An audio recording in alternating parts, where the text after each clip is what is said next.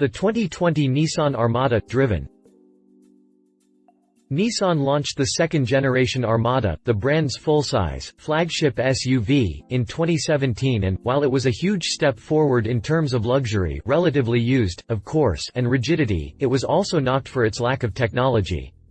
Comfortable seating and cabin space rank high on the list of notable features, but things like the infotainment system and instrument cluster feel dated.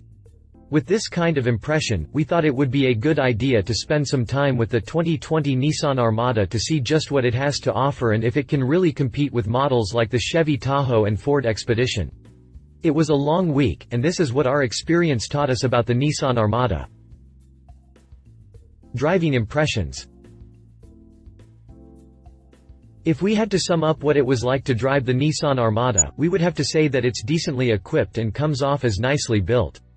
But, at the same time, the interior, while comfortable, looks more comfortable than it really is. Performance is okay, but not the best. Driving the Armada will leave you with mixed impressions. We expected it to grow on us a bit as we drove it, but sadly, that wasn't the case. The 5.6-liter V8 is highly competent and offers plenty of power. It even sounds good when you put the hammer down, and the transmission does a pretty good job of handling shifts smoothly. It can be a little jumpy at certain speeds, though, as there's a sweet spot where it doesn't know whether to downshift one gear or two. Admirably, braking feels rather controlled, strong, and invoke a fair sense of confidence. Straight-line performance in the Armada is great, but outside of this, you'll need to remain focused when maneuvering as the steering doesn't provide as much feedback as you really need for a vehicle this size. The best way to put it is that it's very deceiving as to how much you're actually turning.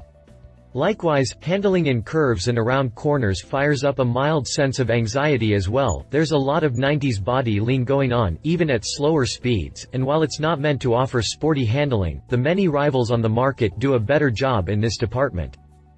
Ride comfort isn't horrible, but it's not the best, either. The most notable thing to mention here is the sheer quietness of the cabin.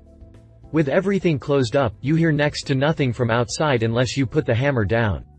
And, when that happens, you'll like the noise you hear. Where the Armada excels in quietness, though, it lacks in other departments. The seats are comfortable, but not too comfortable, not the best seats for long trips by any means. The suspension is even more disappointing as, thanks to the overly soft tuning, you get the aforementioned body roll, and you feel about 90% of the bumps in the road. This is clearly something Nissan should have addressed when the second-gen model was introduced in 2017. Overall, the Nissan Armada isn't the worst SUV on the road, we don't think, but when you're paying out anywhere between $47,100 and $68,480, you expect a better driving experience than the Armada can offer. For the same money, you can get a much better ride and even more cabin space with the Chevy Tahoe.